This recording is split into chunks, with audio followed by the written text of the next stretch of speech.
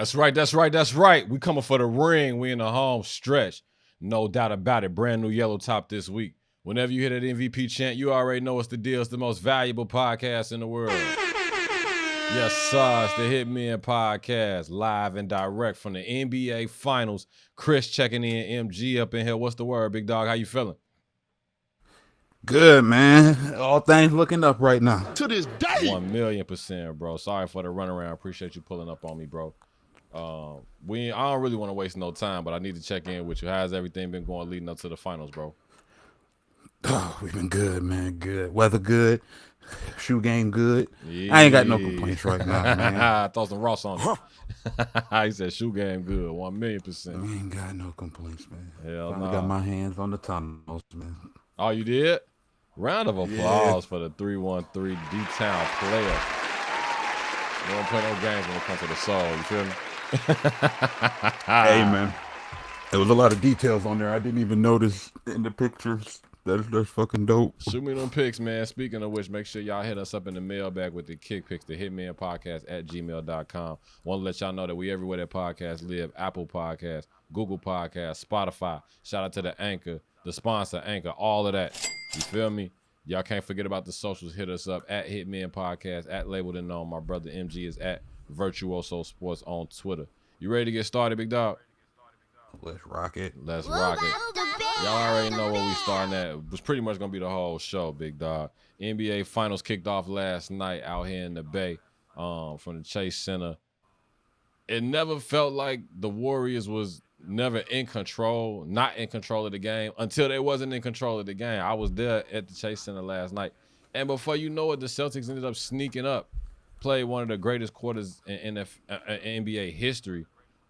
A 20-5 run, they end up stealing game one at the crib. This is the first home playoff loss for the Warriors this postseason. But the Celtics eke it out 120-108 to go up 1-0 in the 2022 NBA Finals. MG, am I tripping or like I got up to go to the bathroom and I came back and before I knew it, like the Warriors was in trouble. Like for whatever reason, it never felt like they were not gonna win the game, and then they end up not winning the game, bro. It literally just like snow. It's just snowfall. Like no Franklin it just Saint got to a point where look, everything started dropping, and I mean everything. So I mean. It was Warriors were definitely in control. Hell, they was battling on the board, like on the boards too. Like I was even impressed by that. I'm like, damn, this Boston size that everybody was talking about ain't really looking like it's that big of a problem, right? And then once Marcus Smart came out the game and Derek White came in and Jaylen Brown decided to turn it up on Clay, it really just started going downhill, and then Al Horford kind of put the final touches on the game for him. I think Ime needs to get a lot of credit. He's not getting enough credit for having his guys ready. That's number one. Number two, Clay can't go past anybody. I think that's not being talked about enough on TV. Or even. And he was getting torched by Jaylen. Yeah, he was getting cooked. He turned it up in the fourth quarter. I think. The other thing that we really ain't talking about is the fact that the Warriors was pouring it on. Jason Tatum had a bad game and they still won. You feel what I'm saying? So if I'm the Celtics, like I got supreme confidence because like we played a great quarter and ended up winning. Like they not fucking with us. Like they can't beat us. And we beat them at the crib with all the pomp and circumstance, all of the gold-blooded and everybody picking the Warriors is huge. Or saying the Celtics are huge underdogs to win it. And they just went out here.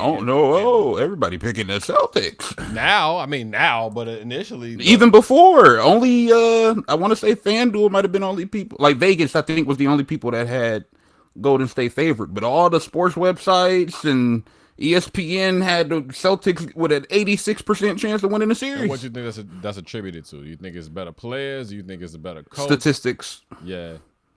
Because they had part of it was the Celtics statistically ranked highly on the offensive side, not just the defensive side, but anybody who watches knows that the Celtics offense ain't really as good as statistics say they are. Oh man, Al Horford had 26 points, 6 for 8 from 3. Jaylen Brown with 24, Marcus Smart 18. Like you said, aforementioned Derek White coming in having a huge contribution with 21 points off the bench. Despite Steph Curry hitting 6 threes in the first quarter, giving you 34 for the game. Andrew Wiggins had a huge contribution with 20. I'm at a loss for words, bro. Like I was in the building and it really never felt like the Warriors were not gonna take game one. And then before you knew it, it like literally happened. They ended up losing. Al Horford was kind of the catalyst for it. Despite the fact that, Jordan Poole didn't play well.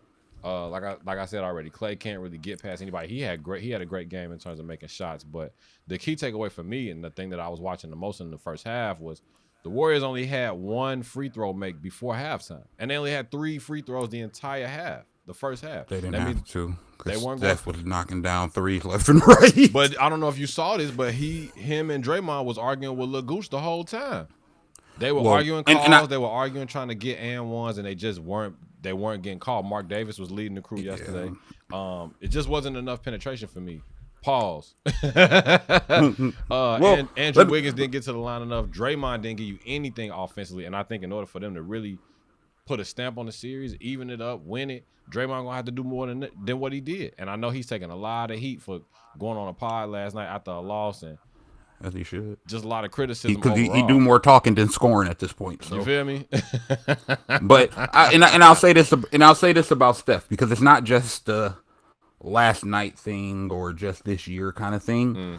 Outside of D Rose, Steph might get the least amount of MVP love, quote unquote MVP foul calls of any superstar not named when because Derrick Rose used to get murdered when he went to the basket. So it's not worse than what D Rose's was. But Steph, look, man, you're telling me a dude who shoots that well and you see him shoot and you see how much people be up on him. You telling me he don't get fouled at least on 4 to 5 jumpers a game from 3? You never see it called. He didn't get many calls last night, and he was doing a lot of politicking with the refs. I was waiting on him to get a tech at some point. He was heated. For sure. Because he wants that Finals MVP, and that was a hellified effort last night. He tried to put a statement game out there, which he did, but it just wasn't enough. My thing is, they let the Celtics walk them down in the second half of this game, and part of that is on Steve Kerr too. Go in. We talking about pod and what's up? You talking about Steve Kerr? Talk about it. What's up?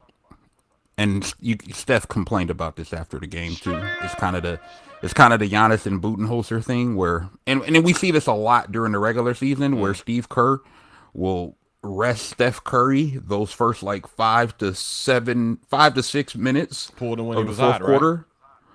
And not just when he was hot, but it's just Steve Kerr, no matter what's going on in the flow of the game, Steph Curry is sitting out the first 5 to 6 minutes of the fourth quarter. It don't matter if they're down, up, tied, blowing out the other team, it don't matter. Steve is sitting Steph the first 5 to 6 minutes of the fourth quarter. And what happens is teams go on these big runs, and Steve Kerr never just makes the spur of the moment decision to say, damn, I got to get Steph back in the game because the other team is cooking us right now. Right? And I'm trying to remember what regular season game it was this year. I want to say it was Memphis or Phoenix. There was a regular season game like that this year where the Warriors were up by 12 or 14 in the beginning of the fourth quarter. The team completely fell apart, and the lead evaporated in 3 minutes. And where's Steph Curry at? He sat on the bench until it was 4 minutes left in the game. Right. And it's a common thing with Steve Kerr where he does this. And, Steph was complaining about it, talking about, sometimes we just got to throw away the game plan about my minutes. Bro, this is the finals. At this point, I don't care if I'm tired. This is the finals. That's another thing that folks were talking about, though. They said by the end of the first quarter, the Warriors looked gassed. Everybody had their hands on their hips. Everybody looked like they were sucking wind. Too much rest, maybe. Too much. I don't even know if it was that, because, they was running away with the game. Everybody acted like the Celtics was doing something the first 3 quarters. They wasn't. The Warriors were literally collapsed in the fourth because they just couldn't stop the Celtics in what they were doing at that point. Jaylen Brown was cooking Clay. Draymond was closing out on Al Horford so slow. Steph couldn't hit a bucket, or he started having some turnovers too. He started having some turnovers, and then he was doing a little bit too much complaining to the refs when he wasn't getting the Yeah, and call. not getting back. And yeah, and then I mean, there's like and then once you got like guys like Derek White and Marcus Smart knocking down contested threes, Rap season. it's probably just not your day. Yeah, clean up time, cowboy. And also, there was certain points in the game where Draymond Green looked unplayable on defense. Yes. He Talk looked about it. Talk about he it. looked unplayable because he Wow. what Draymond does works fine when he's playing against other players who are bigger than him and less mobile than him. But when you have a guy like Al Horford, who at this point in both of their careers, Al Horford's more mobile than he's more mobile and in better shape than Draymond. And Draymond did, for what it's worth, he did have some great defensive plays. He had back-to-back blocks in a sequence in the third quarter. Oh yeah, I mean him and Looney were down there swatting shit left and right. Looney, I'm sorry, not Draymond. Looney had back-to-back blocks. Excuse me. Yeah, but Dre just looked like you look at some of them shots Al Horford hit. Wiggins was late on the closeouts on his end, and then Draymond was just slow on the closeouts. And Draymond looked unplayable. Iggy is unplayable. Period. You took the words out of my head. If you look at me, if you saw me on camera, you could see my mouth moving and saying Iggy.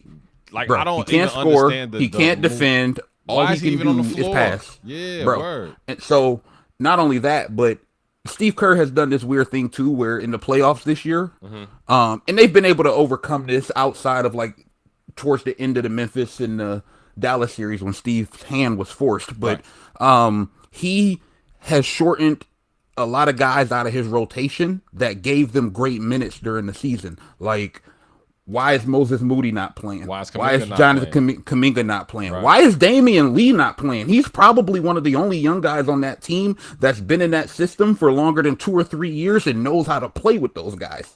Like, it doesn't, and I get it, some of those guys have limitations in other spots, but you got to put them out there to take advantage of what they can give you. Kuminga, you take advantage of his size, strength, and athleticism, right? And his ability to run the floor and catch lobs. And then you talk about Moody with his shooting and his ability to play a little bit of defense. And then obviously Damian Lee, he can shoot the ball a little bit. He can create a little bit, and he knows the system. So, like, Steve Kerr completely took them guys out of his rotation, and now you're seeing where's Belicia, right? Yeah. Like, you can also guys who gave them great minutes in the regular season. Meanwhile, Ime did a great job of rotating players in and out. You saw a lot of Peyton Pritchard. Yeah. Daniel Tice had a 3 tonight. Just unsung heroes or unsung players that were able to get in and contribute. On top of the fact that the starting five for the Celtics really, really hit the Warriors in the mouth, especially in that fourth quarter. You can't say enough about it. He may roll with the high hands, That's a smart move. Adjustments for game 2. I think that both teams are gonna get road wins. The Warriors got to win this one. They got to win this one on Sunday. Absolutely. In order to have a chance to really make it a competitive series, because the Celtics are having they're probably flying on an all-time high when it comes to confidence, and Al Horford is like really, really turning back the clock on what they getting from him. I don't know if what's the commercial where he's in doing the dirty work, making things hot. I don't even remember what it was, but like I remember. I can't remember. I remember the commercial in my head. One of the worst endorsement commercials on the planet, but he getting his checks. He getting his chip and dip commercials on. So I don't know, bro. Yeah. I think they got to win it. They got to win it, and they probably need to win it handily. It can't be like a close game in order for them to continue to like have that momentum shift to win. And unfortunately, they got beat by one of the worst clutch teams in the league. Nobody talks about that flaw with Boston is they were horrible in crunch time minutes this season, and they pulled it out in crunch time. So I mean, I think you can look at it from two ways as far as both teams go. For if you're Golden State, you look at it as you can either look at it as, hey, we were smoking them boys, even we was on the boards too, and we just collapsed in the fourth quarter. We had a mental lapse, and we can get this back. Or they can look at it as, damn, they did something that we might not be able to stop in terms of that Horford, Robert Williams, Derek White, Tatum and Brown lineup, because boy, they was running them boys off the floor. So it's like, I don't know if we want to. And this is all run a with these star boys. player having a trash ass game offensively. 3 for 17 from Jason Tatum. Well, I'll say this though. I'll say this about Tatum. Yes, he had a trash game, but on the flip side of that, do you expect Derek White and Marcus Smart to shoot the ball that way again? So, because I mean, both of those washes out. And more than that, because Marcus Smart and Derek White combined for almost 40 points. Yeah. I mean, Tatum ain't gonna score 40 points every night. No. So, I mean, that was in terms of the Derek White and Marcus Smart thing, to me, those two were anomalies. I don't think the Al Horford thing was an anomaly because he's been doing that all playoffs. Yeah. So I think that in terms of Boston running up like 40 plus points in the fourth quarter because of that type of stuff, I don't see that happening. Like I said, when Marcus Smart and Derek White are hitting contested threes, it's just one of them nights. So I don't look too much into that. I expect Tatum to play a lot better in terms of shooting the ball. That would be, if I'm Boston, my concern would be none of the other Warriors played well offensively. And it's not like the Celtics were clamping them up defensively. It was just Golden State nobody else on that floor could make a shot. They were turning the ball over. So if you're Boston, you kind of got to look at it as, okay, we need to tighten up defensively too, because they just missed a lot of shots and it wasn't necessarily what we did. So we need to tighten up. But if you're Boston, you still have a lot of confidence because you're like, man, all we got to do is kind of try to take whatever happened in that small sample size of the fourth quarter and run this shit up on these motherfuckers with this lineup. Obviously, getting in Trent, and this has been my thing during the Brad Stevens era. The Celtics, I always said the Celtics needed to run more, right? Because you got the young athletes, right, but they always wanted to play so slow. Well, they tried to play the slow game, and they were getting mopped up, and they spared that. Jaylen Brown picked that shit up in the fourth quarter, boy, and that team was running Golden State off the floor. So. You should have seen his post game fit though. He should have ran that off the floor. Man, the one Tatum wore to the game should have been ran off too. They were going in on everybody's stuff last night. Steph, Jalen Rose, outfit post game. Sorry, Jalen, I had to do it to you, big dog. I think there's adjustments that can be made from both teams, but again, if I'm Golden State, I'm not necessarily pressed. Yeah. So to speak, just for the simple fact, like, Boston wasn't shooting the ball bad all game. That's the kind of one of the misconceptions about it. That Boston had a horrible first three quarters and then they couldn't get it together they didn't get it together to the fourth. Boston was still shooting plus 40% on threes and almost, 50, almost like 46, 47% from the field, leading up to right before that big run they went on. Golden State was also shooting just slightly better. So it wasn't like Golden State was running them off of the floor even when Boston still had a decent offense going. It's just this Boston caught fire.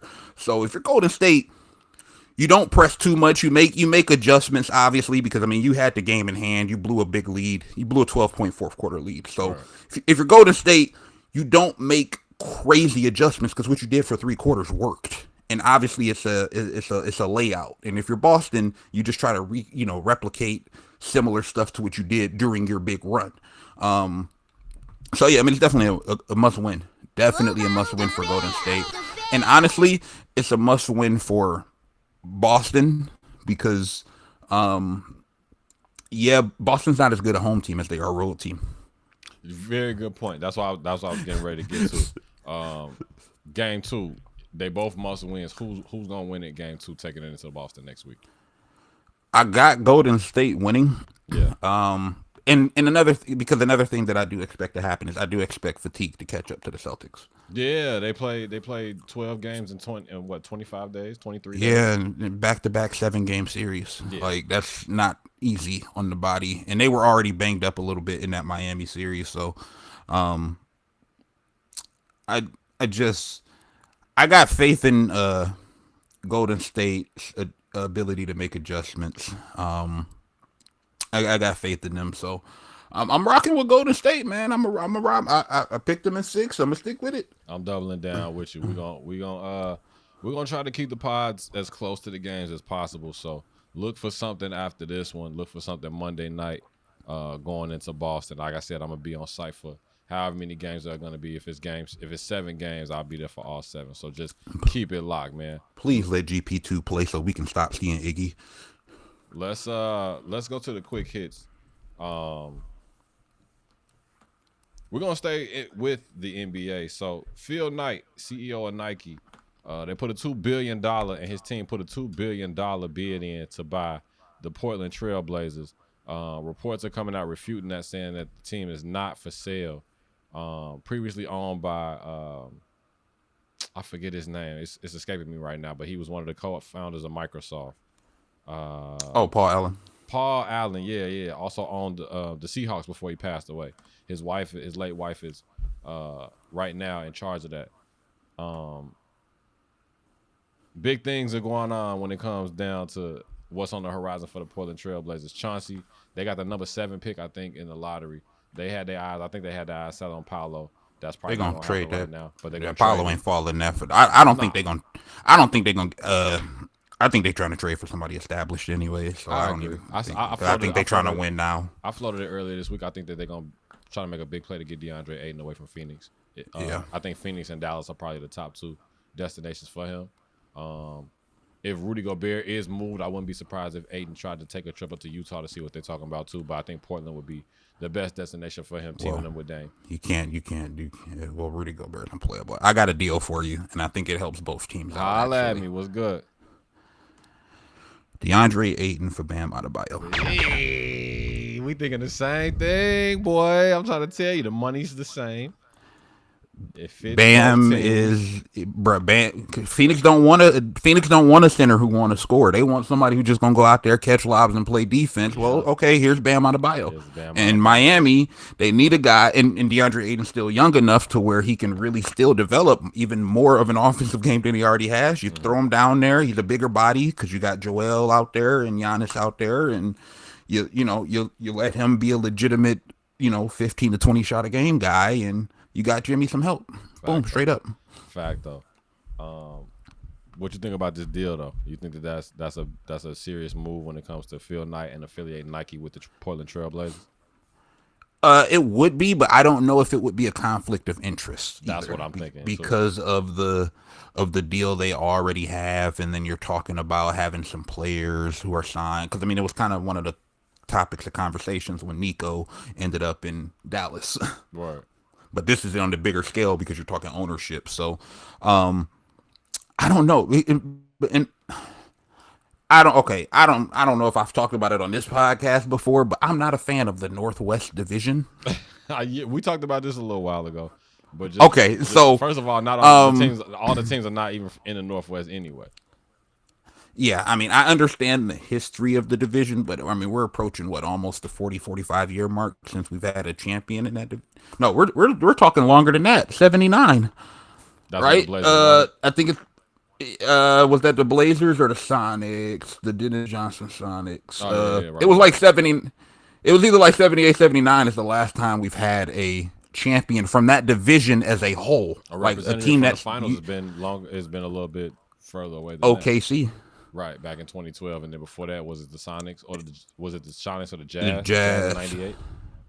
Yeah, they've had some teams make appearances, but nobody from that division has won a title since like 79. So like we're talking going on almost 50, 60 years. Well, like bro, look, man. 40, look, just get rid of the 70 since 79? Yeah. No. Well, yeah. I'll be 45. We're approaching 50, right? Yeah, right. Just scrap the division, yo. Literally every other division in the league has had multiple franchises win titles, except that one. Like, just scrap the division. Adam Silver talking about shortening the season. Richard Jefferson came out today on NBA Today. That was funny. And pretty much gave you the rant of the century. But I'm with him though. I think we already doing I'm with a RJ lot. too. They cut it down to 70 last year. Was it last year or the year before? That was year, right? last season because the season got pushed back because of the bubble season. But the CBA is gonna call for more money, bigger television contracts, and ultimately bigger super maxes for players that are coming into those third and fourth years with teams. So shortening the game, shortening the season is less games for the viewers, but it's also more money for the players. It just seems real self-serving, and Adam Silver kind of seems like he's caught in the middle of that. Yeah, and I think, I mean, I like what Adam Silver said. I'm not shortening the season unless there's evidence that it prevents injuries. Like, unless we get like conclusive evidence that it would affect the level of play and injuries, then there's really no need to change it. I think right now it's just pushing too far to the player side, and I think this next CBA, I mean, I think it's gonna get nasty because there's just a lot of stuff that the owners are fed up with. Yo, did you see Spike Lee basically force Ime Udoka to slap him 5 in the motherfucker? You better. I'm like, Spike, you don't you Spike, but you ain't really held that type of regard in 20 years, my brother. Tone it down. Chill, especially with these wild ass suits you be wearing on the sideline, bro. Looking like the Riddler. You feel me? Bruh, the one he had on TNT when him and Ernie announced the 50th anniversary Nike commercial, I said, what is this man wearing? Dog, looking like a supervillain out of Batman. You feel me? Spike, wow, yo. Speaking of Bam, we didn't even get a chance to address it real quick. You think Jimmy should have took that 3? I'm not okay. No. I'm not mad at him taking that shot specifically. I'm mad that he had a better shot available that he didn't take. Or the fact that he had 20 seconds on the clock to get a better shot if he didn't already have one. Or the fact that he could have got the and one because he had Al Horford on skates. Yeah. Well, here's the thing about Jimmy Butler. Right. And I don't know if anybody's noticed it. Jimmy Butler don't got nothing in his handles bag. It's all straight line to the basket, spin move, pivot. Yeah. He doesn't have that in his bag. But if he did, in that situation with Al Horford backpedaling, you either take the little side step to give yourself more space over Al Horford. That way you don't have a man jumping at you straight away, so you got an even cleaner look. Or you hit him with a little hezzy or in and out to get him to back up, and you pull up for that mid range. And you're down 2. You're not down 3. You don't need 3. So my issue wasn't with him taking a 3. My issue was that just wasn't the best shot that he could have gotten. Right. And because even if he would have drove it to the basket, I mean, Al Horford is proven to be a pretty good defender, so I don't even know if Jimmy would have scored there, but I would have preferred him to take that pull-up mid-range after kind of getting Horford backing up off a hezzy or something. But Jimmy ain't got that in his bag. He don't got no hezzy. He don't got no shake and bake in his bag. So, like, if that was like Steph, Steph is going to dribble in first, give you a hezzy, and then he going to step back, right, to create that space. Jimmy just straight came down. I was like, all right, bro, I'm going to just put this up in your face no matter what. Like, he could have gave him a little hezzy and got some more space. Like, he just don't got much shake to his game. And there was also another play where Bam Adebayo had a fast break. And that man went full court, had nobody in front of him but Al Horford. He stopped, he pivoted 5 times, pump fake 5 times, and had 5 clean looks after each one and never put the ball up, and he passed it out. I got you. Max Strus made the shot. Clowns. Right. Exactly. Max Strus ended up making the shot, but it just kind of speaks to the issue with Bam just not wanting anything to do with shooting the ball. So I call him Bam Simmons. I call him Bam Simmons. And look, man, there's some interesting stats out there, bro. Like, I think Bam has taken less than 10 shots more times than Ben Simmons has. And actually, Bam only has 2 30-point games in his playoff career. Ben Simmons has 1. So it's not that big of a difference. Yeah, he didn't quit on his team like Ben Simmons did, but Bam don't want nothing to do with scoring. Nah. He don't. Or rebounds for that matter. It was a bunch of nights where he had less than 6 rebounds a night. So Bam Simmons at this point. By the way, I'm not paying an elite defender that type of money. You gotta, and that applies to that. That applies to top 5 draft picks. I'm not drafting a defensive stopper in my top 5. I'm drafting somebody who's gonna score because that's gonna get me closer to a championship. So like. quick hits in the NFL / shout outs. Frank Gore is going to retire as a 49er. Yeah, buddy. Number 3 all time in rushing, signed a 1-day contract last Thursday. Jerry Jeudy, all charges will be dismissed. The DA moves to dismiss all charges against the Broncos wide receiver for alleged criminal assault with domestic violence enhancer. Another retirement, also Ryan Fitzpatrick finally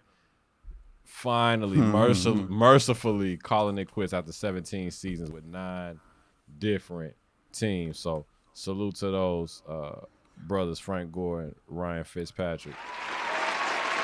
He might well get in the Hall of Fame just on the amount of teams that he went to. You feel me? Oh, yeah. I mean, beast in his prime. He was part of the legendary trio of running backs at Miami. I'm talking about Fitzmagic, not Frank Gore, bro. Oh, I mean, I thought you were talking about Frank Gore. Hey, Fitzmagic, my guy, though. Hey, Fitz, my guy, though. He'll give you 6 good games and then he'll give you 6 bad ones. But those 6 good games, he gonna look like a Hall of Famer in them 6 games. AB said, "Don't call him 2022. He ain't playing." Bucks signed from the Bears. I don't think he got a choice, anyways. What? I don't think he was wrong for walking off after what Arians did, but I don't think nobody called it AB. The Bucks signed Akeem Hicks from the Bears. Signed a 1-year deal worth $10 million. So, and then some unfortunate news coming from the NFL. Late running back Cowboys great Marion Barber was found dead, 38 years old, in his apartment by Texas police on Wednesday. Not a whole lot of details coming out about that story, but I remember him and Lawrence Maroney at University of Minnesota. Beastie, bro. Oh, my God. Super beastie, bro. Marion Barber was one of my favorites. So hearts and minds, prayers and thoughts up to his family. Terrible news. Terrible news. He's one of ours. You feel me? Like, yeah. It's one of them things where, when like the greats, like they were older, you kind of make your peace with it. But Marion Barber was young. I remember seeing him in college, in the pros. You feel what I'm saying? So, yeah, that backfield was something else, man. 38 years old, gone. That was the days of the 2 running back systems in college where you guys like him, and then you had like the Cadillac Williams, McFadden and Felix Jones. You had Cadillac Jones and Ronnie Brown down at Auburn, like them. Lindell White and Reggie. Yep. Yeah, bro. Good days, man. And shout out to Marion Barber, man. Prayers out to his family and friends, obviously. Rest in peace. Also, again, the world we're living in, man, these shootings got to relax. I don't know what the fuck is going on. There was just another one that was at a hospital the other day. Was it in was it Arkansas? I don't want to get the. I know something happened in Racine, Wisconsin. I think something happened at a hospital in Dayton, Ohio, or Toledo. It was I want to say it was Dayton, though. And then I think the other one was Arkansas. We gotta relax, man. Tough times we living in, man. Hug your loved ones, keep them close. Stay out the fucking way. That's just me. I don't know about everybody else, but I'm cool being washed. Stay out the fucking way, bro. It's too much bullshit going on in the world, man. I like to just sit in the crib and buy sneakers. Speaking of which, we're going to get off into it because I'm sure you got your feel with them tunnels. Run down. Let's talk about it. What you cop this week, bro? That was my cop right there, man. Them answers, man. Them tunnel answers, bro. About time I got them. They lived up to the hype, huh? Yeah, man, and they got the dog tattoo from Iverson's arm on the sole of the shoe on the inside. Shout out to Crew Thick, you feel me? Let's talk about it this week. We're recording this Friday night, tomorrow, June 4th, Saturday. Big get, the Amamanyes. The raffles are up and going for the Amamanye Jordan Retro 2 collab. Also, note the Jordan Retro 4 Red Oreos coming out. These are hard. Summer shoe. Nasty. New Balance got a 200 2-hour Good Vibes pack coming out. The Nike Dunk St. Patrick's Day coming out in GS and toddler sizes on June 7th. I might get these for the podcast. Princeton, Johnny ain't got no green yet. Got these, MG. June 8th, Nike Air Max Casino Wong pack coming out. The next time y'all tap in with us, I think the last thing on the list is the Reebok Classic Leather Earns Rosewood collab. Not much else dropping except Yeezy Mafia calendars in case they want to do some shock stuff. But not much going on in the month of June. July is really when it's going to turn all the fuck the way up when it comes to the sneakers. So keep it locked. Make sure y'all send us y'all hit pick. Make sure y'all send us y'all closets. Send us over all the content. The Hitmen Podcast at gmail.com. Hit us up in the socials, of course, at Hitmen Podcast, at Labeled and Known, at Virtuoso Sport. You got your eye on anything else in the summer? The one thing I am looking forward to is them Taxi 8s. I don't know if you saw them for the girls. The all leather, black and yellow. Oh no, I just hit the block button on all the women's releases because I get jealous. I'm right behind you, bro. I can't even front. But anybody that cop those with like a cat suit, like a black cat suit for the summer, oh my God. But yeah, I mean the red Oreos, I rocks with those, but they just too close to the maroons, man. I feel it. Yeah. And I got them in the closet. I got them in the same. I got them in the coffin right now. I barely want to touch them because they so clean. Man, make sure you keep, bro, because they yellow quick. So definitely make sure. Straight up. But yeah, I mean, it's a couple of I'm just waiting on the one highs, man. I'm with you. Don't need them retro one high tops, man. And they said 2023 we getting the BC3s back. Ooh. I mean, not the BC, the WC, excuse me. The white cement threes coming back after a while with the Nike logo on the back, 88 joints. You heard? Yeah. Keep it locked. You got a game show for me this week, or you want to go straight to the shout-outs? The shout-outs? You first. What's the word? Definitely want to give a shout-out to all my Detroit folk, man. I got to always show love to the city, man. You already know. A shout-out to them. Definitely want to give a shout out to man, why am I blanking? Oh man, now I gotta go here. Obi-Wan Kenobi, the Disney Plus series. Yeah. Talk about it. It's got me locked. It's got me locked right now. Mm-hmm. All right, it's got me locked. Episode 3 had me wilding over here in the chair. Definitely shout out to that, man. Shout out to you. You saw the love that my man shouted out to John Boyega. Talk about how much hate he was getting. Man, look, John Boyega, that man, he that dude, bruh. He had a good like 6-7 month run on Twitter, boy, where he was cooking everybody. Yeah, he wasn't having it. he went KD mode on him with it, straight up and down. But definitely shout out to them, man, and I'm gonna give a shout out to the Celtics, man, even though I hate them. I'm gonna hate them. Look, man, I didn't expect them to make it this far. I gotta give them the proper respect that they are due. I think everybody say the most famous words in basketball is Game 7. I think the most famous 2 words in basketball is "fuck Boston." You feel what I'm saying? Look, man. I'm still part of the Jason Tatum player hater club. I'm very much still the president. You know, so yesterday's game was perfect for me. But yeah, shout out to the Celtics though. They doing their thing right now, so I gotta give them credit. My shout outs, I'm gonna double down with Darvin Ham, new head coach of the Lakers, with that hire. Former Piston, let's go. Straight up and down. That picture was floating around of him actually guarding LeBron when he was on the Pistons.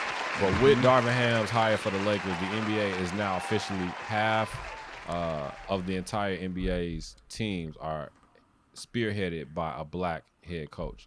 So that's big. Shout out to Game 1. Again, the Warriors 11 3-pointers and the Celtics 9 3-pointers have combined, or did combine, for 20 first-half three-pointers, setting a new NBA Finals record for the most combined three-point field goals made in any half. In the 75th year of the NBA season, the Warriors 75th year, the Celtics 75th year, this is making out to be a historic Finals already. I'm blessed and favored to be a part of it. Shout out to my crew, to the television crew and all the people that are working hard out here to make these broadcasts happen. But more importantly, shout out to the families of those people that are on these crews that are sharing their loved ones with the NBA and with the viewers,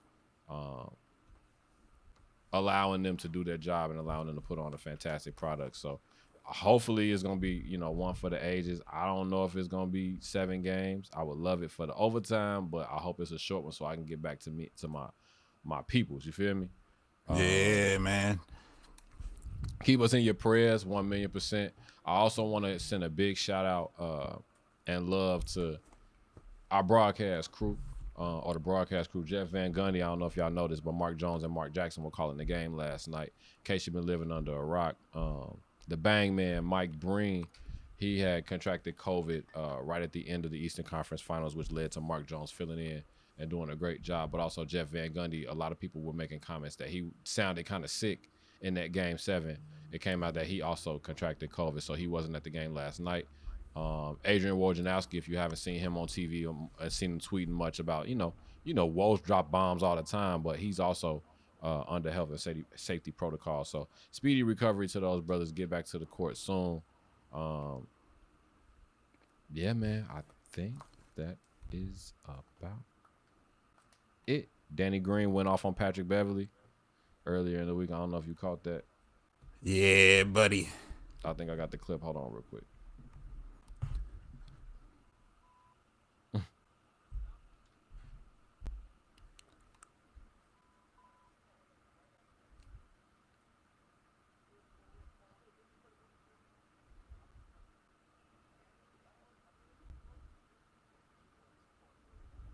Shout out to Danny Green. With that being said, man, we're going to close it out. I appreciate y'all rocking with us, injecting this yellow top in your veins every time we do it. You got a chance to check out We Own the City, the pseudo sequel to The Wire, bro, on HBO Max? No. It's hard. It's hard. John Bernthal's the lead in that Crooked Cop. They killed it. They smashed it. Okay, that's what it is. I've been meaning to check out the show. I didn't know what it was called. I just know John Bernthal was in it. Yeah, it's called We Own the City on HBO Max. Make sure you get into it. You said it's a pseudo sequel? Yeah, they back in Baltimore. They talking about certain stuff. That a bunch of the characters are back in effect, but they kind of. I ain't gonna give you too much of the sauce. You just need to go check it out. Now that I know, because this month is the official 20-year anniversary month. Okay. Shout out to Mac Wild who pulled up on us. Yes, you feel sir. me? Yeah, sir. Yeah. With that being said, man, we appreciate y'all tapping in. Want to let y'all know one more time that we everywhere that podcasts live. Apple Podcasts, Google Podcasts, Spotify. Shout out to the sponsor, Anchor. You heard one more air horn. Shout out to the black podcasters that's keeping us lifted up. The Terry Rosen podcast. I Ain't Going. BU. It's Cody Mack over at What's the Word TV. Corporate-ish. Reason to Doubt. My dog Jay Sims and the crew. What up? We on finals mode, baby. You feel me? Make sure y'all tap into the socials. Again, the Hitmen Podcast at gmail.com for the mailbag. And, of course, at Hitmen Podcast, at Labeled and Known, at Virtuoso Sports. 25 hours a day, 8 days a week for the rest of your life. Don't you ever forget it. What happened here was a miracle, and I want you to acknowledge it. Yeah. All right, it was a miracle. Can we go now? Grace and peace. We'll catch y'all next week. We gone holla.